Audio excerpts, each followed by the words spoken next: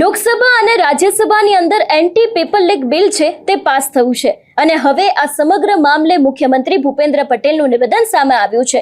શું છે આખો આ મામલો અને તેમના દ્વારા શું કહેવામાં આવ્યું છે તેની વાત કરીશું આજના આ વિડીયોમાં। નમસ્કાર, હું હંસિની અને તમે જોઈ રહ્યા છો નિર્ભય ન્યૂઝ।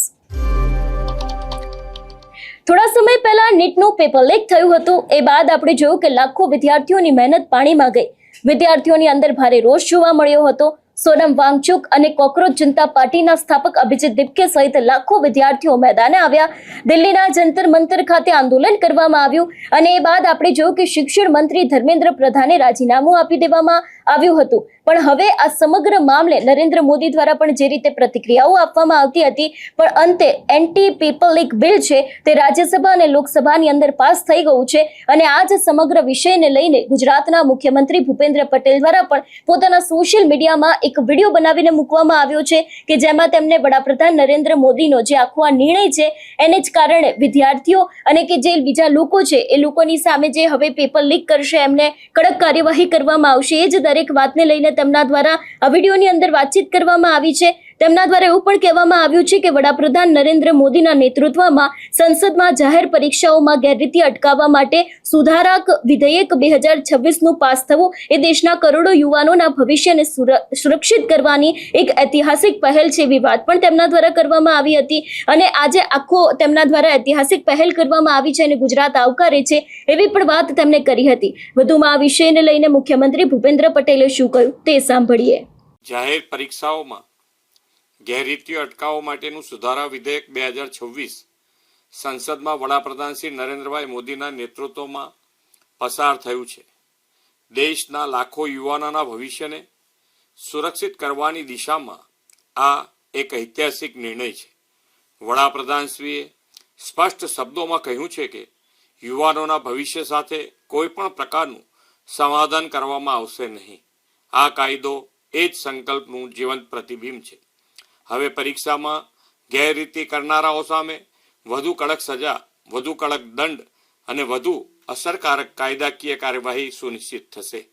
કેન્દ્ર સરકારે પારદર્શક, નિષ્પક્ષ અને વિશ્વસનીય પરીક્ષા વ્યવસ્થા માટેનું મજબૂત કાનૂની માળખું તૈયાર કર્યું છે। પેપર લીક, પરીક્ષા કૌભાંડ અને અન્ય ગેરરીતિઓ સામે હવે ઝડપી તપાસ, ફાસ્ટ ટ્રેક કોર્ટ, ખાસ સરકારી વકીલો, ટેકનોલોજી આધારિત સુરક્ષા અને પરીક્ષા પ્રક્રિયામાં જોડાયેલા તમામની સ્પષ્ટ જવાબદારી સહિતની જોગવાઈઓથી પરીક્ષાની વિશ્વસનીયતા વધુ મજબૂત બનશે। પરીક્ષા એજન્સીઓની કાર્ય પદ્ધતિ, ટેકનિકલ સિક્યોરિટી, ડિજિટલ સર્વેલન્સ અને એક્ઝામ મેનેજમેન્ટને આધુનિક બનાવવા માટે એક ઉચ્ચ સ્તરીય સુધારા માળખાની રચના પણ કરવામાં આવી છે। એ જ દર્શાવે છે કે શ્રી મોદી સાહેબે ભવિષ્યમાં આવી ઘટના ફરીથી ન ઘટે તેના માટે પૂરતી વ્યવસ્થાઓ સુનિશ્ચિત કરી છે। વિકસિત ભારત 2047ના અમૃતકાળમાં દેશને શ્રેષ્ઠ માનવ સંસાધન આપવું હોય તો ભરતી પ્રક્રિયાની પવિત્રતા જાળવવી અનિવાર્ય છે। જ્યારે પરીક્ષા નિષ્પક્ષ થશે ત્યારે પ્રતિભાને યોગ્ય અવસર મળશે અને દેશની માનવ મૂડી વધુ મજબૂત થશે।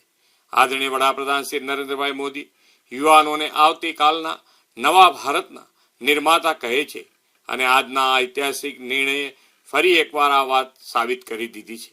ગુજરાત સરકારે પણ વડાપ્રધાનશ્રીના માર્ગદર્શનમાં સંપૂર્ણ પારદર્શિતા, ટેકનોલોજી આધારિત ભરતી પ્રક્રિયા અને મેરિટ ફર્સ્ટના સિદ્ધાંતને સર્વોચ્ચ પ્રાથમિકતા આપી છે। સમગ્ર ગુજરાત આ સુધારાને આવકારે છે। જે રીતે આખું આ પેપરનું જે બિલ છે તેને પાસ કરવામાં આવ્યું છે, આને જ લઈને આપણે જોયું હતું કે વિપક્ષે ક્યાંક હોબાળો કર્યો હતો, પણ અંતે અત્યારે હાલ વિપક્ષના ભારે હોબાળા અને વોકઆઉટ વચ્ચે રાજ્યસભામાં પણ એન્ટી પેપર લીક બિલ છે તેને ધ્વનિમતથી પસાર કરી દેવામાં આવ્યું હતું। સરકારે આ બિલને દેશના લાખો વિદ્યાર્થીઓ અને પરિવાર માટેનો એક ઐતિહાસિક નિર્ણય ગણાવ્યો છે, જ્યારે વિપક્ષે એવો પણ આરોપ કર્યો છે કે કડક કાયદાથી સમસ્યા ઉકેલાશે નહીં। રાજ્યસભાની લીલી ઝંડી મળવાની સાથે જ આ બિલ હવે રાષ્ટ્રપતિની મંજૂરી બાદ કાયદો બનવાની માત્ર એક કદમ જ દૂર છે। એટલે જે રીતે અત્યારે હાલ આખું આ પેપર લીકનું બિલ પાસ થઈ ગયું હતું અને એને લઈને મુખ્યમંત્રી ભૂપેન્દ્ર પટેલનું જે નિવેદન સામે આવ્યું છે એ વિષયને લઈને તમારું શું માનવું છે અમને કમેન્ટ કરીને ચોક્કસથી જણાવજો। તેની સાથે અમારી ચેનલ નિર્ભય ન્યૂઝને લાઇક, શેર અને સબસ્ક્રાઇબ કરવાનું ભૂલશો નહીં। નમસ્કાર।